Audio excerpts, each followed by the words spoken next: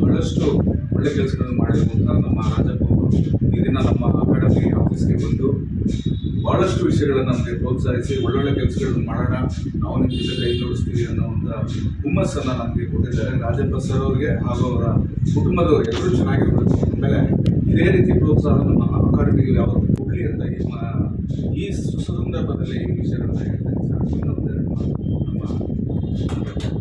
ನಮ್ಮ ಈ ಬೆಂಗಳೂರಿನಲ್ಲಿರುವ ಚಿನ್ನ ಬೆಳ್ಳಿ ಕೆಲಸಗಾರರ ಒಕ್ಕೂಟ ಗೋಲ್ಡ್ ಸ್ಮಿತ್ ಅಸೋಸಿಯೇಷನ್ಗೆ ನನ್ನನ್ನು ಇವತ್ತು ಈ ಕಾರ್ಯಕ್ರಮಕ್ಕೆ ಆಹ್ವಾನಿಸಿದಂಥ ವೇಣುಗೋಪಾಲಾಚಾರ್ಯ ಅಧ್ಯಕ್ಷರಾದ ವೇಣುಗೋಪಾಲಾಚಾರ್ಯ ಅವರೇ ಹಾಗೂ ವಿಶ್ವನಾಥ್ ಆಚಾರ್ಯ ಅವರೇ, ಅಲ್ಲಿಂದ ಬಂದರೆ ಉಮೇಶ್ ಅವರೇ, ಉಮಾಶಂಕರ್ ಅವರೇ, ಬಾಬು ಅವರೇ, ಮಧುಸೂದನ್ ಅವರೇ, ಗುರುಪ್ರಸಾದ್ ಅವರೇ, ಉಮ್ಮರ್ ಅವರೇ ಹಾಗೂ ವೇಣುಗೋಪಾಲ್ ರಾಜ್ ಅವರೇ ಇವತ್ತಿನ ನನ್ನನ್ನು ಈ ಕಾರ್ಯಕ್ರಮಕ್ಕೆ ನನ್ನನ್ನು ಆಹ್ವಾನಿಸಿ ಈ ಹಲವಾರು ನಮ್ಮ ಸಮಾಜದಲ್ಲಿ ಏನೆಲ್ಲ ಎಡರು ತೊಡರುಗಳಿದೆ, ಇವತ್ತೆಲ್ಲ ನಮ್ಮ ಸಮಾಜದಲ್ಲಿ ಏನು ಕೂಡ ನಾವು ಸಾಧನೆ ಮಾಡೋಕ್ಕಾಗ್ತಾ ಇಲ್ಲ. ಸ್ವತಂತ್ರ ಬಂದು 75 ವರ್ಷ ಆಗಿದೆ, ನಾವು ಇದ್ದಂಗೆ ಇದ್ದೀವಿ. ನಮ್ಮ ಮುಂದೆ ಇದೇ ರೀತಿ ನಾವು ಮುಂದೆ ಇದ್ದರೆ ನಮ್ಮ ಮಕ್ಕಳಿನ ಮುಂದೆ ಭವಿಷ್ಯ ಭಾಳ ಕಷ್ಟಕರವಾಗುತ್ತೆ ಅಂತ ಈ ಸಂದರ್ಭದಲ್ಲಿ ಹೇಳುತ್ತಾ, ನಾವೆಲ್ಲ ಬುದ್ಧಿವಂತರಾಗಬೇಕು. ಸರ್ಕಾರದಲ್ಲಿರುವಂಥ ಸೌಲಭ್ಯಗಳನ್ನ ಪಡ್ಕೋಬೇಕು. ಕೇಂದ್ರ ಸರ್ಕಾರದಲ್ಲಿರುವಂಥ ಯೋಜನೆಗಳು, ರಾಜ್ಯ ಸರ್ಕಾರದಲ್ಲಿರುವಂಥ ಯೋಜನೆಗಳು, ತಾವೆಲ್ಲರೂ ಒಂದೇ ಭಾಗದಲ್ಲಿ ಈ ಬೆಂಗಳೂರಿನಲ್ಲಿ ತಾವೆಲ್ಲ 2000 3000 ಜನಸಂಖ್ಯೆಯಲ್ಲಿದ್ದೀರಾ.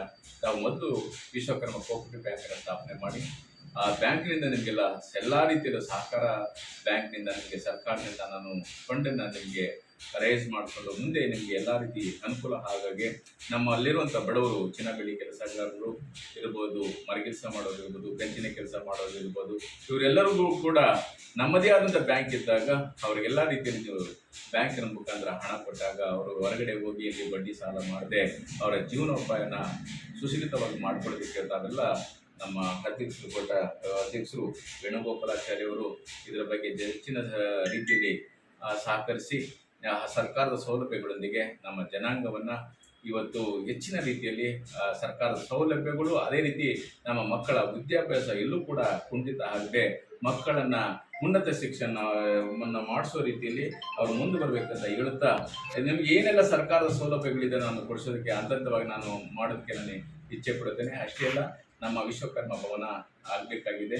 ಆ ವಿಶ್ವಕರ್ಮ ಭವನ ಮಾಡಿದಾಗ ನಮ್ಮ ಸಮಾಜದಲ್ಲಿರುವಂಥ ಬಡವರಿಗೆ ಉಚಿತವಾಗಿ ಇಲ್ಲ ಸ್ವಲ್ಪ ಹಣದಲ್ಲಿ ಅವರು ಮದುವೆ ಮಾಡ್ಕೊಳ್ಳೋದಕ್ಕೆ ಒಂದು ಅವಕಾಶ ಮಾಡಿಕೊಡ್ಬೇಕು ಅಂತ ಈ ಮೂಲಕ ನನಗೆ ಈ ವೇದಿಕೆಯಲ್ಲಿ ನನ್ನನ್ನು ಕರೆಸಿ ನನ್ನನ್ನು ಇವತ್ತು ಈ ಕಾರ್ಯಕ್ರಮದಲ್ಲಿ ನೀವು ಸನ್ಮಾನ ಮಾಡೋದಕ್ಕೆ ತುಂಬ ಧನ್ಯವಾದಗಳು.